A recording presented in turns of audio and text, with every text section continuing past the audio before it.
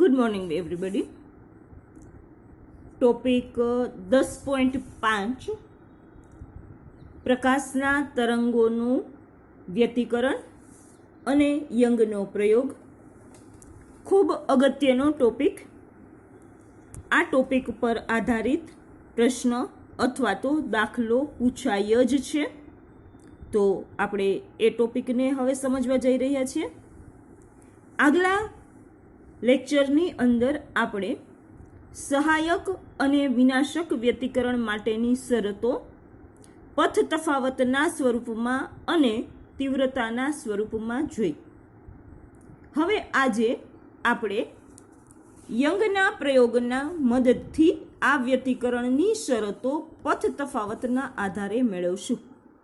તો પ્રશ્ન આ મુજબ પૂછી શકાય: યંગના બે સ્લિટના પ્રયોગ માટે સહાયક અને વિનાશક વ્યતિકરણ માટેની શરતો પથ તફાવતના આધારે મેળવો. 3 માર્કનો પ્રશ્ન પૂછી શકે અથવા આની ફોર્મ્યુલા પર આધારિત 3 માર્કના દાખલામાં આવી શકે. અને આ ચેપ્ટરમાંથી 3 માર્ક્સનો ક્વેશ્ચન પૂછાય છે, માટે એ રીતે આપણે આ ટોપિક અગત્યનો છે. હવે અહીંયા કહે છે બે સ્લિટના પ્રયોગમાં. તો ફર્સ્ટ ઓફ ઓલ સ્લિટ એટલે શું? તો સ્લિટ એટલે એવું પ્રકાશનું સાંકડું ઉદ્ગમ સ્થાન કે જ્યાંથી પ્રકાશ મળતો હોય.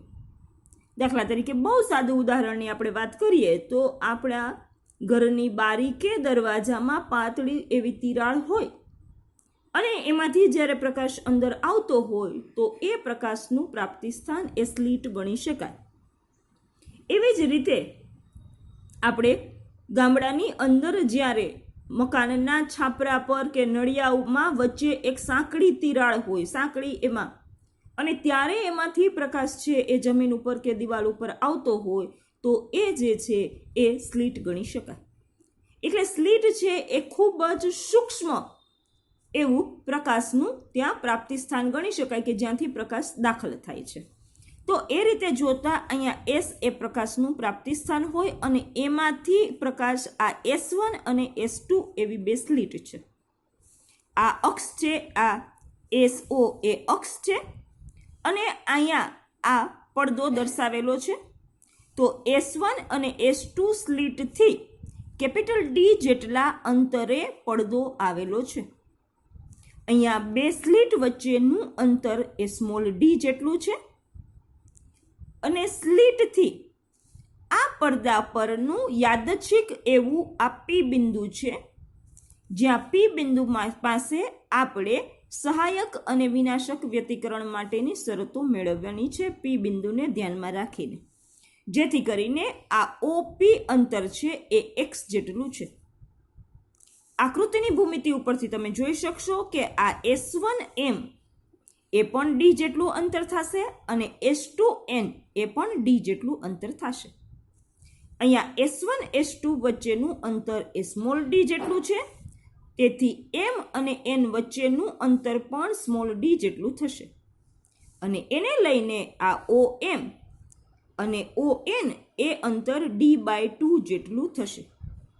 માટે તમે આકૃતિની ભૂમિતિ ઉપરથી તમે જોઈ શકશો કે અહીંયા આપણે OP અંતરની વાત કરીએ તો OP અંતર છે એ x જેટલું અંતર છે.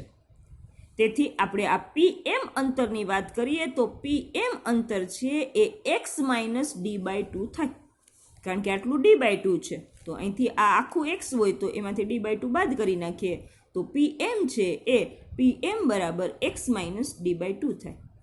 એવી જ રીતે આપણે PN અંતરની વાત કરીએ તો PN અંતર છે એ આ x છે અને આ D/2 છે, એટલે PN છે એ PN બરાબર x + D/2 અંતર થાય. તો આ વાત થઈ આપણે આ આકૃતિની સામાન્ય ભૂમિતિની. હવે આપણે આકૃતિ પરથી અહીંયા આપણે P સ્થાન પર સહાયક અને વિનાશક વ્યતિકરણની શરતો મેળવી છે. તો તમે આકૃતિ ઉપરથી જોઈ શકો છો કે S1 સ્લિટમાંથી આવતો પ્રકાશ છે એ S1P માર્ગ ઉપર જાય છે અને S2 સ્લિટમાંથી આવતો પ્રકાશ પણ આ S2P માર્ગ ઉપર જાય છે. તો અહીંયા આપણે આ બે માટેથી પથ તફાવત આપણે મેળવવાનો છે. ઇટ મીન્સ કે S2P માઇનસ S1P આ પથ તફાવત મેળવવાનો છે. ખ્યાલ આવે છે? તમે જોઈ શકો છો કે આકૃતિ પરથી કે S2P અંતર છે એ વધારે છે અને S1P અંતર છે એ ઓછું છે. તો આ બે વચ્ચેનો પથ તફાવત, આમ તમે જુઓ, જો હું અહીંયા પેન મૂકું છું તો આટલો આ બે વચ્ચેનો પથ તફાવત થાય. જો હું આના ઉપરથી અહીંયા લંબ લઈ લઉં તો એ બે વચ્ચેનો પથ તફાવત થાય, જે આપણે મેળવવો છે. તો હવે આપણે જોઈએ તો આકૃતિમાં દર્શાવ્યા મુજબ S1 S2 માંથી ઉત્સર્જિત ગોળાકાર તરંગ અગ્રો. ગોળાકાર શા માટે? તો કે અહીંયા બિંદુવત સ્થાન છે, આ બિંદુવત છે ને બિંદુવતમાંથી આવનારો પ્રકાશ છે એ હંમેશા ગોળાકાર તરંગ અગ્રો આપે. એ ડી અંતર કાપીને પડદા પર મહત્તમ કે ન્યૂનતમ તીવ્રતાઓ મેળવે છે. તીવ્રતા મહત્તમ મળે તો સહાયક વ્યતિકરણ, તીવ્રતા ન્યૂનતમ મળે તો વિનાશક વ્યતિકરણ. તો પડદા પર કોઈ યાદચ્છિક બિંદુ P આગળ તીવ્રતા જો મહત્તમ મળતી હોય તો નીચેની શરતનું પાલન થવું જોઈએ. આપણે આગલા લેક્ચરમાં આ શરત જોઈ છે કે S2P માઇનસ S1P બરાબર n લેમ્બડા, જ્યાં n બરાબર 0, 1, 2, 3 અપ ટુ. બરાબર છે? આ ક્યારે? જો અહીંયા શું કહે છે કે મહત્તમ તીવ્રતા મળતી હોય, મહત્તમ તીવ્રતા મળે એટલે સહાયક વ્યતિકરણ, અને સહાયક વ્યતિકરણ માટે પથ તફાવતની શરત આપણે ગઈકાલે આ ભણેલા છીએ. તો આ S2P માઇનસ S1P બરાબર n લેમ્બડા આને સમીકરણ 1 કહીએ છીએ. હવે આપણે આકૃતિની ભૂમિતિ ઉપરથી પાયથાગોરસનો નિયમ લાગુ પાડીએ. તો પાયથાગોરસના નિયમ અનુસાર S1P નો સ્ક્વેર બરાબર, અહીંયા ફરી પાછી આકૃતિમાં લઈ આવું છું. તમે આકૃતિમાં જોઈ શકશો કે અહીંયા કાટકોણ ત્રિકોણ S1MP, અહીંયા S1MP આ કાટકોણ ત્રિકોણ માટે અહીંયા M પાસે કાટખૂણો છે, માટે S1P એ કર્ણ થશે. પાયથાગોરસના સિદ્ધાંત અનુસાર કર્ણ એટલે કે બંને બાજુના માપનો વર્ગનો સરવાળો કરીને આપણે એ મેળવશું. તો એને લઈને આપણે અહીંયા પાયથાગોરસનો નિયમ લાગુ પાડીએ તો પાયથાગોરસનો નિયમ આપણે એના માટે લાગુ પાડીએ તો અહીંયા તમે જોઈ શકો છો કે S1P hall square equal to D square plus x minus D/2 whole square. બરોબર છે? તમે જોઈ શકો છો કે પાયથાગોરસના નિયમ અનુસાર કર્ણના માપનો વર્ગ બરાબર અહીંયા બંને બાજુના માપના વર્ગનો સરવાળો. તો આ જે S1M છે એ D જેટલું અંતર છે અને PM એ x માઇનસ D/2 જેટલું અંતર છે. તો ધેરફોર અહીંયા S1P hall square equal to D square plus x minus D/2 whole square, અને ઇક્વેશન નંબર આપણે 2 કહીએ છીએ. સેમ એ જ રીતે S2P સ્ક્વેર. તો હવે S2P માટે જોઈએ તો કાટકોણ ત્રિકોણ આપણને આવશે આ S2NP. આ કાટકોણ ત્રિકોણની હવે આપણે વાત કરીએ છીએ. અહીંયા n પાસે કાટખૂણો છે, તો અહીંયા S2P કર્ણ માટે એની સામેની એની બે બાજુઓ બનશે આ PN અને S2N. આ માપ એ D છે અને PN એ આપણે અહીંયા જોયું છે એ મુજબ x પ્લસ D/2 છે. તો એના માટેથી આપણે અહીંયા જોઈએ તો S2P whole square equal to D square plus x plus D/2 whole square. આને નંબર 2 આપીએ. સમીકરણ 2 અને 3 ઉપરથી આપણે S2P નો square minus S1P square equal to, તો બેઉ ઇક્વેશનની કિંમત જ મૂકી છે અને વચ્ચે માઇનસની નિશાની છે. હવે આપણે સિમ્પલ મેથેમેટિક્સથી આપણે સાદુરૂપ આપીએ છીએ. તો જોઈ શકો છો આ D સ્ક્વેર, અહીંયા a plus b whole bracket સ્ક્વેરનું આપણે વિસ્તરણ કરીએ છીએ. તો પેલું x સ્ક્વેર પ્લસ વચ્ચેની પદ એટલે 2ab, તો અહીંયા 2 times x into D/2 upon 2. બરાબર છે? અહીંયા 2xD અપોન 2 પ્લસ આ પદનો વર્ગ એટલે કે D સ્ક્વેર અપોન 4. તો આનું વિસ્તરણ થઈ ગયું. હવે બીજા બ્રેકેટમાં જઈએ તો આ માઇનસના માઇનસ આ D સ્ક્વેર પ્લસ આ બ્રેકેટનું વિસ્તરણ કરીએ છીએ a minus b whole bracket square મુજબ. તો x સ્ક્વેર માઇનસ 2ab એટલે 2 into x into D/2 plus હવે અહીંયા આ પદનો વર્ગ એટલે કે D સ્ક્વેર અપોન 4. વર્ગ કરીએ એટલે માઇનસ છે એ કેવો થઈ જશે? પ્લસ. બ્રેકેટ ઓપન કરીએ એટલે અહીંયા માઇનસની નિશાની છે એટલે પછીના બધાય પદનું નિશાની બદલાઈ જાય એટલે થશે minus D square minus x square plus આ એક્સ ડી, આ 2 2 કેન્સલ થઈ ગયા એટલે થઈ ગયું એક્સ ડી અને માઇનસ ડી સ્ક્વેર અપોન 4. અહીંયા પણ આ 2 2 કેન્સલ થઈ ગયા એટલે અહીંયા થશે એક્સ ડી. હવે તમે જોઈ શકો છો કે અહીંયા આ ડી સ્ક્વેર ઓપોઝિટ સાઇન છે એટલે cancel, x square opposite sign એટલે કેન્સલ, ડી સ્ક્વેર બાય 4 અહીંયા માઇનસ ડી સ્ક્વેર બાય 4 બે કેન્સલ. તો બાકી શું વધ્યું તો કે એક્સ ડી એટલે કે 2 times x D. Therefore S2p all bracket square minus S1p all bracket square equal to 2xd. તો આને આપણે ઇક્વેશન નંબર 4 કહીએ. હવે ફરી પાછું અહીંયા આ a સ્ક્વેર માઇનસ b સ્ક્વેરના આપણે અવયવ એ મુજબ પાડીએ તો બેયની ઉપર વર્ગ વચ્ચે માઇનસની નિશાની, તો એકમાં ઓછા અને એકમાં વત્તા એટલે કે a માઇનસ b અને a પ્લસ b અનુસાર S2p માઇનસ S1p બીજા બ્રેકેટમાં S2p plus S1p equal to 2 times XD. આ બ્રેકેટને આપણે છેદમાં લઈ આવીએ છીએ અને એને ઇક્વેશન નંબર 5 કહીએ છીએ. હવે અહીંયા x અને d small d is less than d, મતલબ કે અહીંયા આ પડદા પર આ OP અંતર જે આપણે x કીધું છે એ અને આ બે સ્લીટ વચ્ચેનું અંતર સ્મોલ d આ ઘણું નાનું હોય છે કે જે મિલીમીટરના ક્રમનું હોય છે.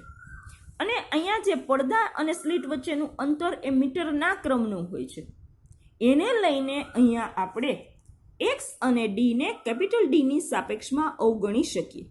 તો માટે સમીકરણ 5માં S1p plus S2p equal to 2 times d લખી શકીએ. S1p અને S2p અહીંયા એને આપણે 2 ટાઈમ્સ d લખી શકીએ. તો એ અહીંયા મૂકી દઈએ તો છેદમાં આની જગ્યાએ 2 ટાઈમ્સ d મૂકી દઈએ તો S2p minus S1p equal to 2xd upon 2d.